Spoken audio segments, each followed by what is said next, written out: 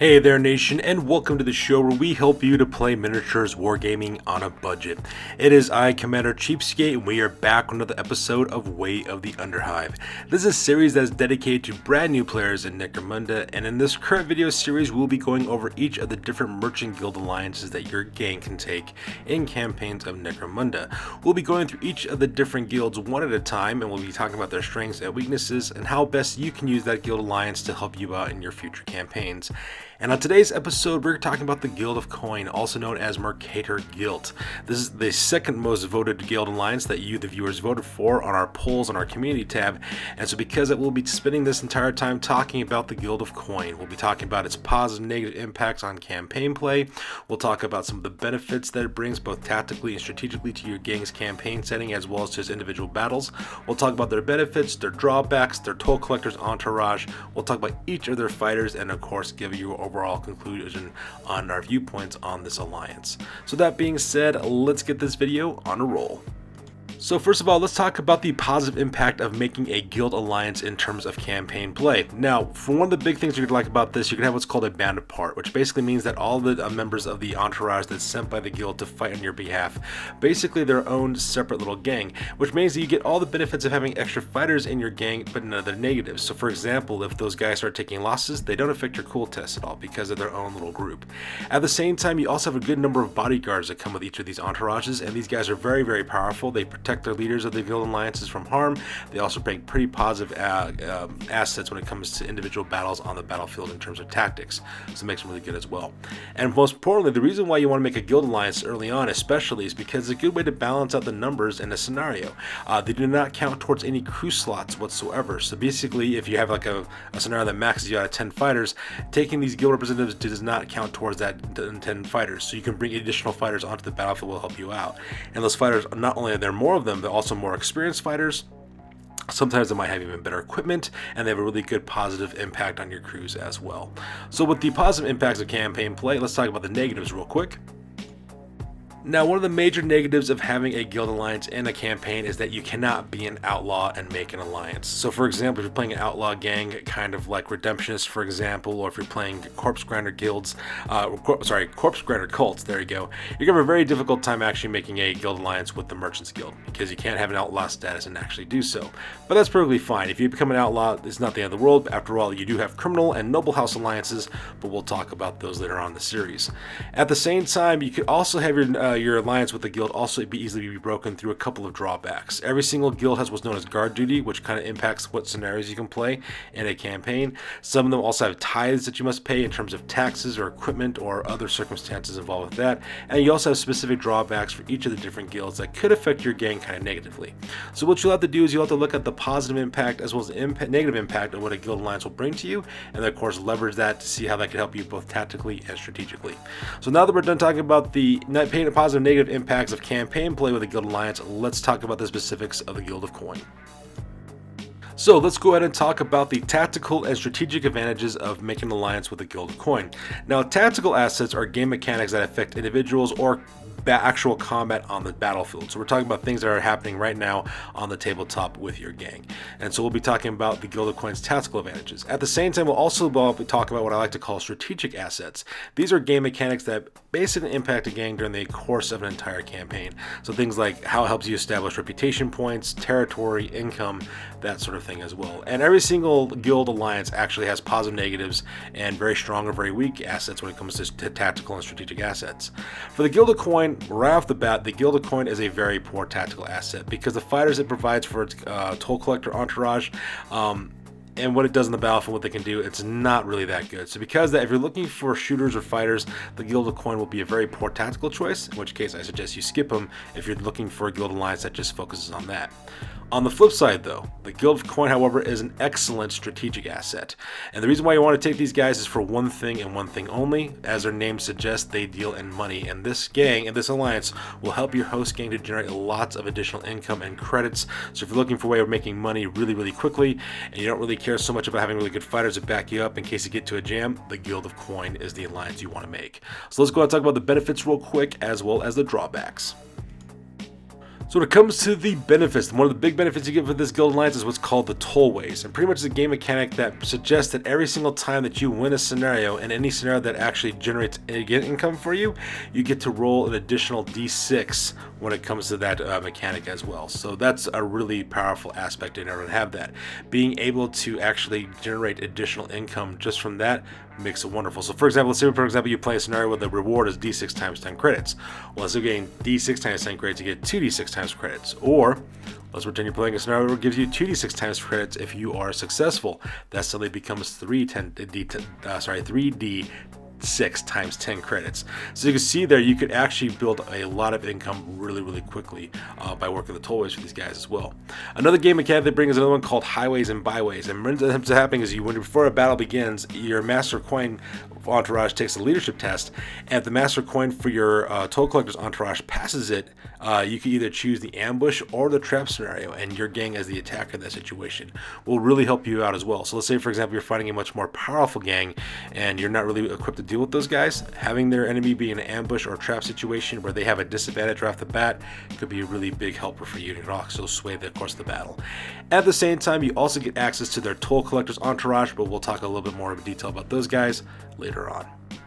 Now there is some drawbacks with making an alliance with the Guild of Coin, and this basically comes in the form of both guard duty as well as collecting tolls.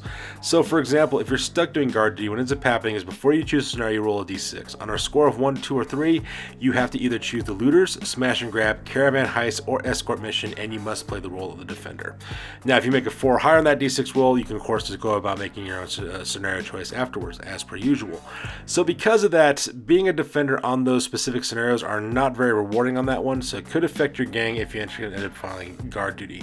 You could of course decide to skip guard duty, but that will also make you forced to test your alliance, in which case you could lose your alliance with these guys as well. Now another problem that you also run into as well is collecting tolls. So yes, the tollways is a good way for you making money, but what ends up happening is that at the end of every scenario, if you have any credits are gained as a reward, you have to donate D3 times 10 credits to the guild as a form of tax on that part as well. So there is that as well. So you do get the bonus of D6 times 10 credits that can really help you out, D6 added to your rewards, but just be aware you might have to pay a maximum of 30 credits at the time whenever you're collecting tolls. That's not such a big deal if you're doing a scenario that actually makes you a lot of money, but it's something you do have to consider. You could of course refuse to pay the collecting tolls penalty for the drawback, and you do have the testing alliance, but like I said before, if you want to make credits very quickly over a long period of time, you're pretty much just better off paying taxes. Alright, so now that we're done talking about the benefits and drawbacks, let's go ahead and talk about the toll collector's entourage. Now, to be honest with you guys, overall when it comes to the toll collectors, they are actually not very good. The fighters the Guild of Coin sends to you isn't doing much good for you. Just imagine basically a bunch of accountants suddenly being forced to basically carry guns. That's pretty much what you're doing, okay? But let's face it though, if you're taking an alliance with the Guild of Coin, you should not be taking them for their tactical ability. That's not the reason why you take these guys. Like we said before, this guild's all about generating income for your gang, so you're taking a skill alliance because you're taking it for strategic value, which is generating further income as well. Now, one of the fighters of the deal, of course, they have the leader of the toll collectors. That character is called the Master of Coin. He's got a 5-inch movement allowance, 4+ for weapon skill, 4+ ballistic skill. He's got 3 strength and toughness, 2 wounds, 3+ initiative. He's also got 1 attack, 6 leadership, 5 cool, 7 willpower, as well as 5 intelligence. Now, when it comes to the Master of Coin is packing a last pistol as well as a power knife. He's also got his gun skull and a displacer field. Now, he actually has a pretty good collection of weapons. I mean, the power knife, for example, is really good for close combat as well. The displacer field also make him more survivable. However, you really don't want to use the Master of Coin as a fighter. You want to keep those weapons as they're designed to be, which are defensive weapons. You should only be using them in case if your Master of Coin gets attacked. Other than that, though, what you really want to focus on instead is that the Master of Coin comes with the Overseer skill right off the bat, which is really good. So because that, you can use that Overseer skill to activate the other members in the entourage and make them do double sets of activations, and that's what you want to do instead. Using the Overseer skill does count as a double action, so if your Master Coin does use it, they will pretty much be useless for the rest of the turn, but getting that double sets of activations could be really helpful for your gang, especially in a battle. So with that, we're going to talk about the Skinflint, which is your guild factotum, which is basically kind of like the second command of the entourage. Your Skinflint's stats are pretty decent. He's got a 5-inch movement allowance, 4+ weapon skill and ballistic skill. He's got 3 strength and toughness, 1 wound, 4+ initiative. He's got 1 attack. He's got 7+ for leadership, 6+ for cool, 7+ for willpower, as well as 6+ for intelligence as well. Now for the equipment that he's carrying, the Skinflint isn't all that bad. He's actually got some pretty good gear. He's got mesh armor to protect himself. He's also got a cult icon so that we can do large group activations by activating 2 additional fighters. He also has a plasma pistol and a fighting knife. Now, that's actually a pretty good kit out. That plasma pistol is really, really dangerous. He does have the Lilo skill, which isn't really going to help you all that much in this kind of situation, but the nice thing that the Skinflint does have a plasma pistol, and if you partner him up with the Master Coin could have use Overseer on the Skinflint, and he could use that short-range plasma pistol to great effect. Basically getting 2 sets of basic actions to aim and another basic action to shoot, which means you can shoot that plasma pistol twice. And if you're fighting against an opponent that's pretty much in close range within pistol range, that could be pretty important. Having that little extra oomph can be really reliable in the future.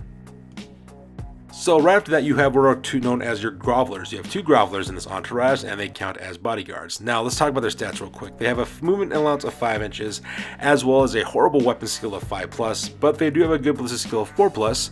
They have 3 strength and toughness, 1 wound, 4 initiative, 1 attack. They also have 8+ for leadership, 6+ for cool, 8+ for willpower, and 7+ for intelligence. Now when it comes to your Grovellers basically have one of 2 choices. You can either equip them with a long rifle and a fighting knife, or a shotgun that has both solid and scattered ammunition, as well as a fighting knife as well. And you could of course aim your Grovellers differently. You could have one guy take a shotgun, one guy take a long rifle if you want to.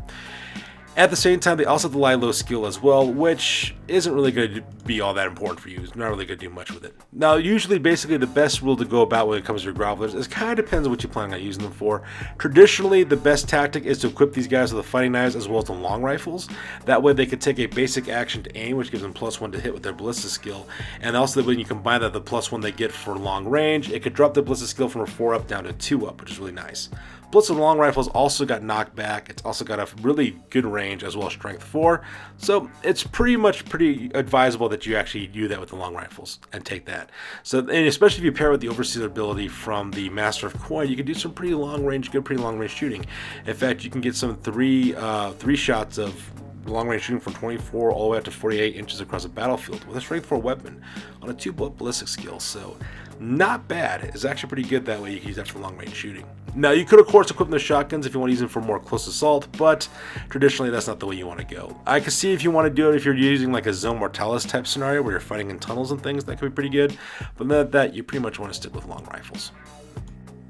So with that, that takes us to the conclusion. So when it comes to the Guild of Coin, the Guild of Coin is considered a lower tiered guild alliance amongst players of Necromunda. And the reason why is because they really don't have much in terms of fighting power. But like I said before, the only reason why you should be really taking the alliance of the Guild of Coin is more a strategic choice. What you want to do is you're leveraging more gains and credits and money over fighting ability. So I mean, let's face it, you could have some of the best fighters in the world fighting for your guild. I mean, you could, but if you don't have that guild, you don't pass that guild alliance test, or you fail your reputation roll, you could lose that alliance. So it doesn't really do much good. However, if you have more money, you can definitely buy better fighters and buy better weapons. So that's something you might want to take into account when it comes to this. So in my opinion, take this alliance and make it rain. So that being said, ladies and gentlemen, that pretty much does it for this video. As always, please feel free to like, comment, and or subscribe. Your guys' input is invaluable to us as always. Also check us out on Facebook, Instagram, as well as blogger.com for all the latest greatest hobby news related to this channel. That's good for this one, you guys. We'll catch you guys next one. Peace out and stay classy.